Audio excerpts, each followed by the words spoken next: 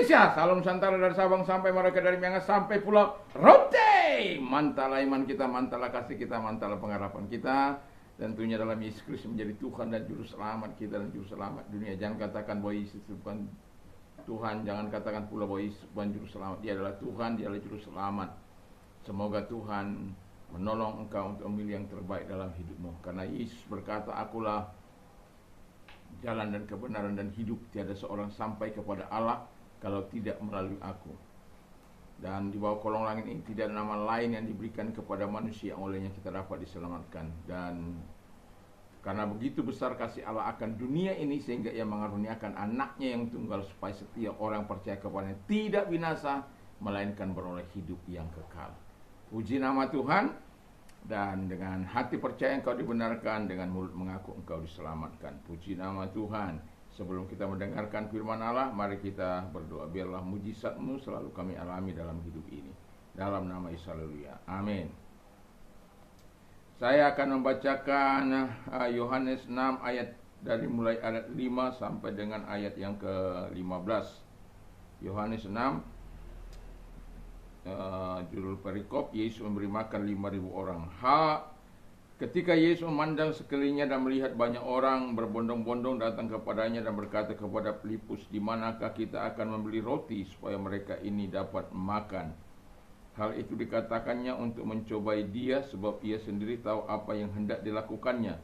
Jawab Filipus kepadanya, roti seharga 200 dinar tidak akan cukup untuk mereka ini, sekalipun masing-masing mendapat sepotong kecil saja.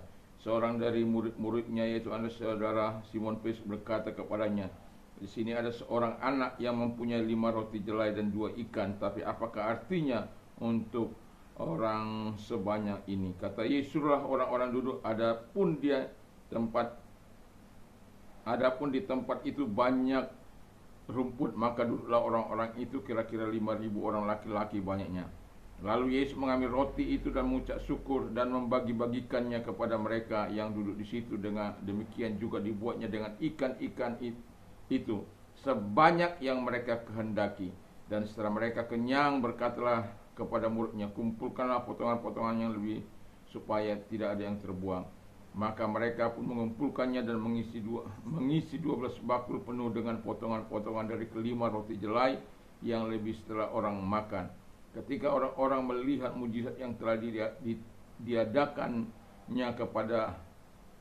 diadakannya, mereka berkata, dia ini adalah benar-benar nabi yang akan datang ke dalam dunia. Karena Yesus tahu bahwa mereka hendak datang dan hendak membawa dia dengan paksa untuk menjadikan dia raja. Ia menyingkir pula ke gunung seorang diri. Puji nama Tuhan. Jadi dari sini kita bisa melihat ada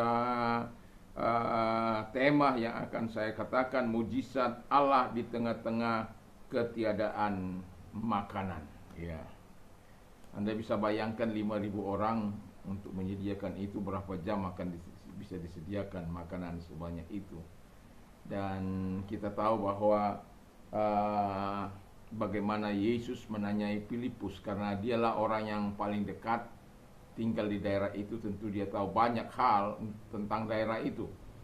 Dan maksud daripada Tuhan dengan mengadakan mujizat ini adalah untuk mempertunjukkan kebesaran dan kuasanya kepada kita. Jadi mujizat Allah di tengah-tengah ketiadaan makanan, di tengah-tengah orang-orang yang mengikuti dia pada waktu itu, dengan maksud atau tujuan untuk satu, menguatkan iman para murid-muridnya yang ragu bimbang.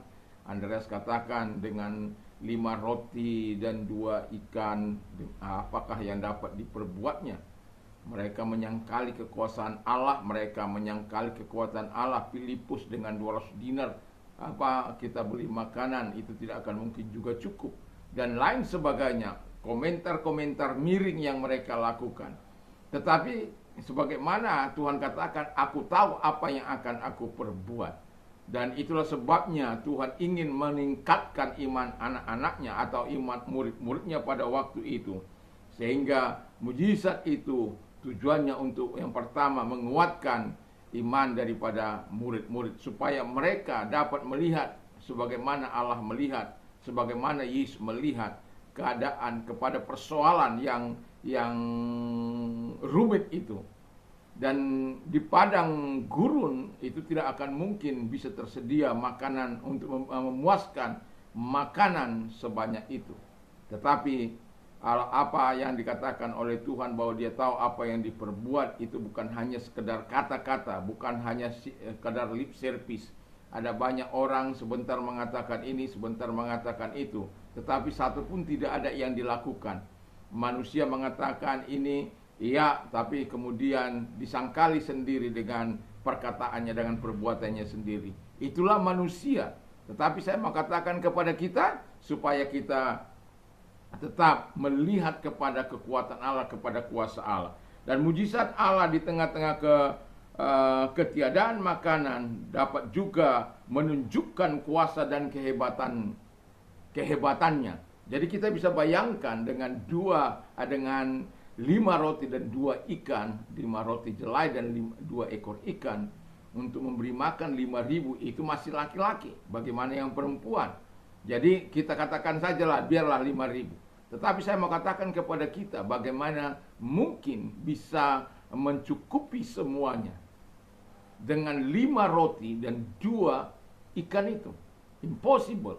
Tugas yang sangat berat, tugas yang tidak mungkin bisa terlaksana dan memuaskan banyak orang dengan makanan 5 roti dan 2 ikan. Itu tidak akan bisa dilakukan oleh siapapun terkecuali oleh Yesus. Sebab dia sudah katakan, aku tahu apa yang akan aku perbuat. Dia hanya ingin supaya murid-muridnya itu memiliki belas kasihan, memperhatikan dengan sungguh-sungguh apa yang dikatakannya. Dan pada akhirnya kita bisa melihat bagaimana kehebatan Tuhan dalam menyuplai segala kebutuhan mereka. Dan yang saya sangat sukai adalah di mana di ayat yang ke-11 dikatakan di sana, ayat bagian terakhir, sebanyak yang mereka kehendaki, ya. Jadi sebanyak yang mereka kehendaki, bukan dijatah, ya.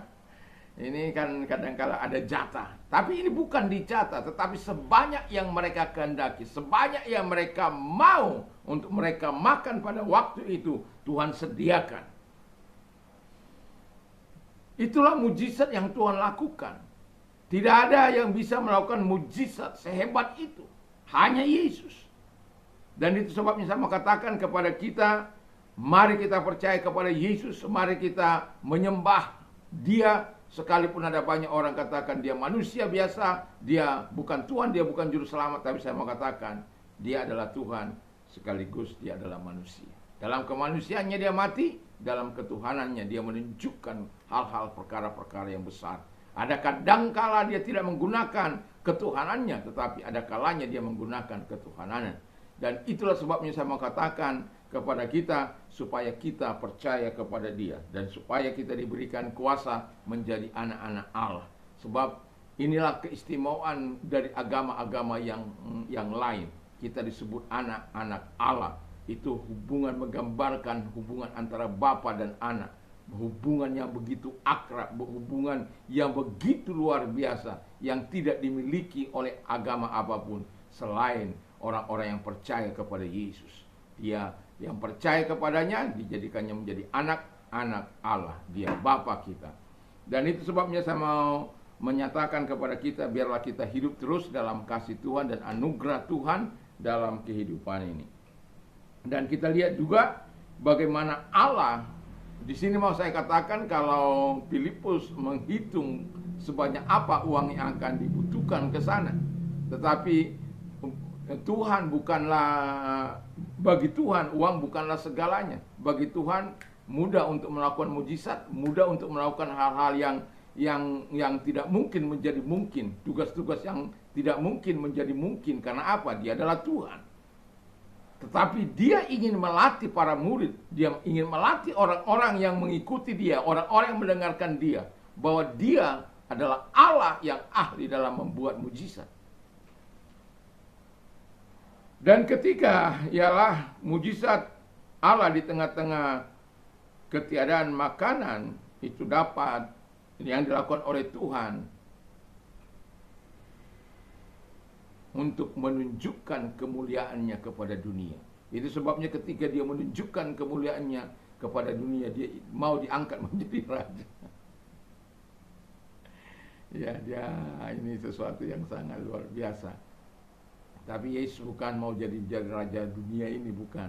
Dia dari sorga tidak akan mungkin untuk menjadi raja di dalam dunia ini.